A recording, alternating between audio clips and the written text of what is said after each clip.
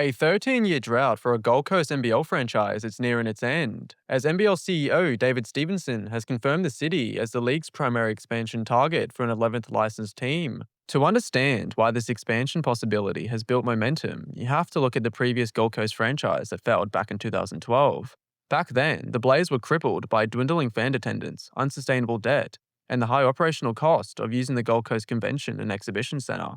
But 13 years later, that reality is being replaced by a surging market force, as basketball participation has leaped from 1,000 players in 2012 to over 12,000 active players today.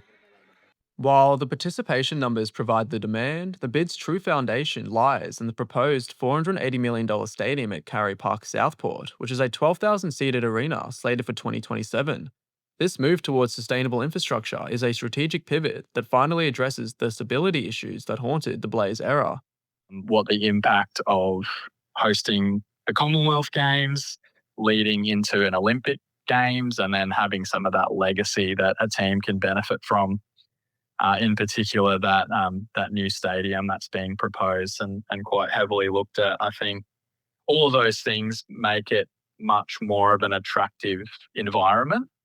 But the blueprint isn't just about the building, it's about a complete rebranding of how professional sports is sold here.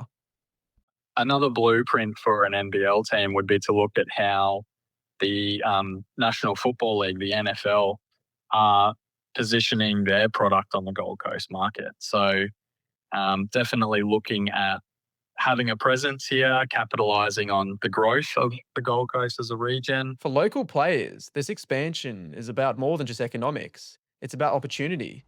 The absence of a local franchise is a glass ceiling that forces talent away, leaving a generation of stars hoping to finally compete on local soil. The seniors in the program could teach the youth, which will then lead to a more successful overall dynamic on the Gold Coast for basketball. The halls behind me at the Gold Coast Convention and Exhibition Centre still echo the memories of the Blaze era. Now, after nearly a 14-year wait, the Gold Coast is equipped with the necessary infrastructure and funding needed to rewrite its basketball history. An NBL decision is expected within the next 60 days, and while state and local government approval still needs to be finalised, the city has finally moved past the what-ifs.